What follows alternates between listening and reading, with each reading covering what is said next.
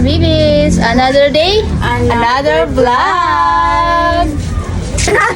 Diba? Oo. Gagil ka na ko. Naman ako ni Bandar. Mamaya nasa reels na to, nasa vlog na tong dalawa.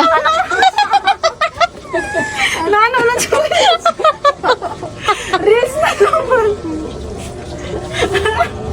Happy together. Happy together. Bali Habibis, mamimili kami sa Dali. Bali dito, naglalakad na si Bay papunta doon kasi naglakad lang po kami. Sabi ni FGM, magsasakyan daw kami. Kaso nga lang, sabi namin, malapit lang ba? Kasi binibiro ko si Bay na yung mga nakamotor is lumilingon sa kanya. Tapos baka mahulog ba? Mahulog sa kanya. Huy, walang ganon. Bali, pinas forward ko na. Para mabilis pa kami makarating, ganon. Pero in reality, ang layo po niyan. Hindi naman sa sobrang layo. Kaya naman siyang lakarin. Yun nga lang, papawisan ka kung mainit. Pero since nag-uulan-ulan, kaya hindi masyadong mainit. So, nandito na kami. Sabi ko kay Bay, maganda siyang model kasi para siyang diwata. Bali, yung crop top po na suot niya, marami po ako niyan kasi binibenta ko po yan. Kinuha ko lang siyang model ba. Welcome to the vlog.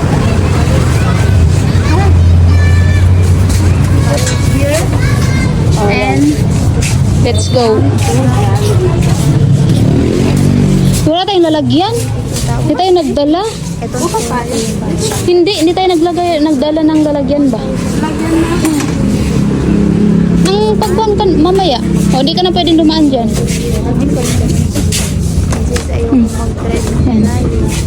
Salang po.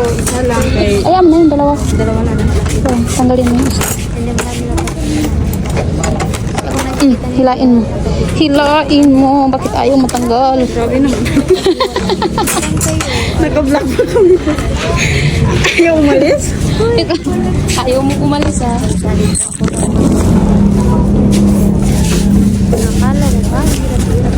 Ayan o.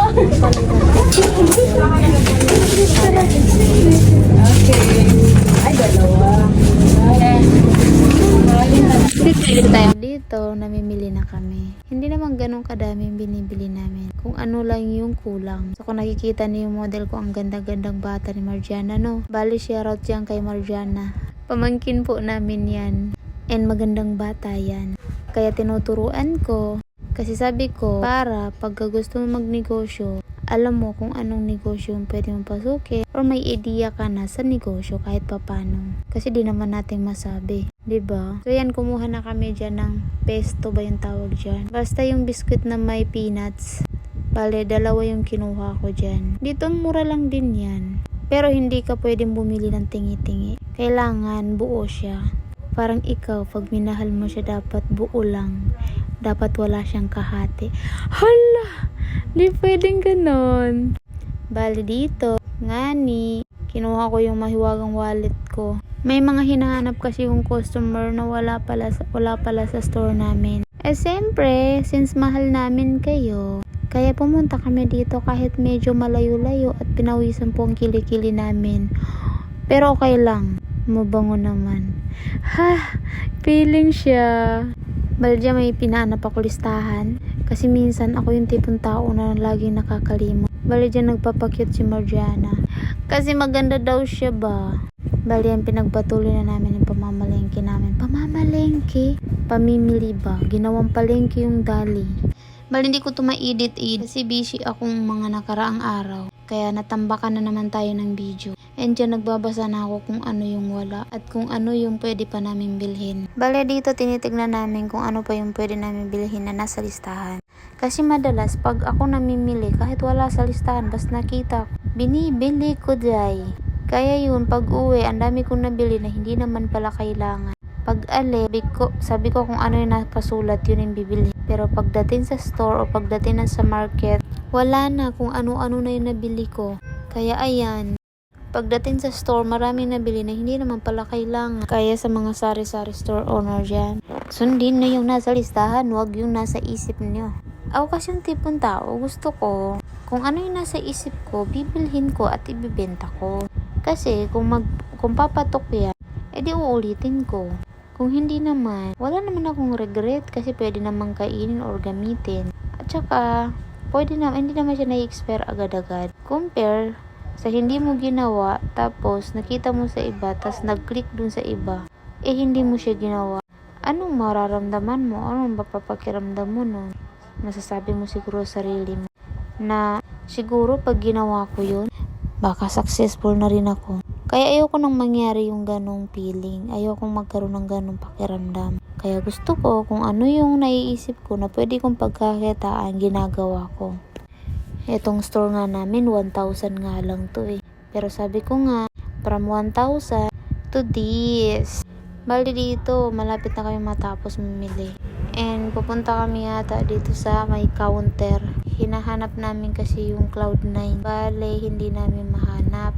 Kaya yung ginawa namin, bumili na lang kami ng shampoo. Ito, meron din kon dito. Project. Oh. Shampoo, natural. Ano pa yung kon natin? Ano pa tong Ariel? Ariel sabon yan.